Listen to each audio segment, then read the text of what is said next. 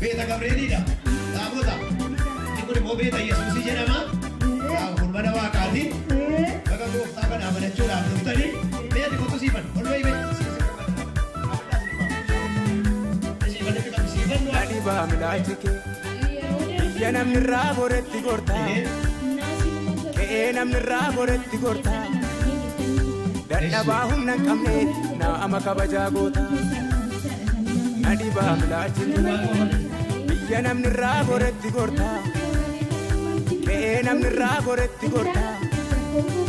Dada bahum nan kamne na amaka bajagota. Ardeera jaalalake. Nafsi gidduudhu gaanfanne jira. Haadha laaftee nan kanne akka fira. Sin jaalladhan komii qabu sirra. Argeeran jaalala kee. Nafsi gidduudhu gaanfanne jira. Haadha laaftee nan kanne akka fira. Sin jaalladhan komii qabu sirra. Namoonni maatiin keessa namoonni waaqayyo booduu isinii kennanii asuma ennaan gara nama jaatamaatu ta'e torban isaatti nama shan maatii isaanii amansiisanii fidanii dhufanii torbee lama isaatti akka dhufanii arraba buloo jaartii kana ture beeta Gabrielii dhaabanii beeta Yesuus galaniiru galateeffannaa waaqayyoon. Hundumtuu narraa gorraan alattuu situ godhu. Akka har'aa kana miidhagni madaa kootu siin qoodhu. Maaliifan si dagadhaa anuu du'an siin oole. Nama namni irraa boree karaa irraa jal'ifatu. Kunoo kaaddanaan nageesse garaan koos hin dagatu. Gargaaraa dhala hiyyeessaa mudaa kee maal dubbatu. Hundumtuu narraa borraani anattuu situ gore.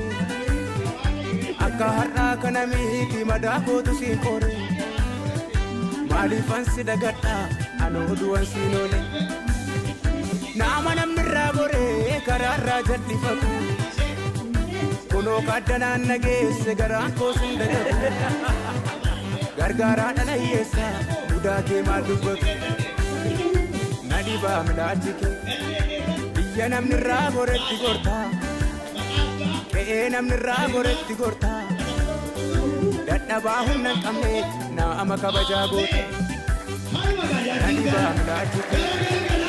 Yanam nirra boretti gorta. Enam nirra boretti gorta. Dadhabaa humna hin qabne nama kabajaa goota. Argeera jaalala kee. Nafsi gidduudhu gaanfanne jira. Haala laaftee nan kanne akka fira. Sin jaalladhan komii qabu sirra. Argeera jaalala kee. Nafsi gidduudhu gaanfanne jira.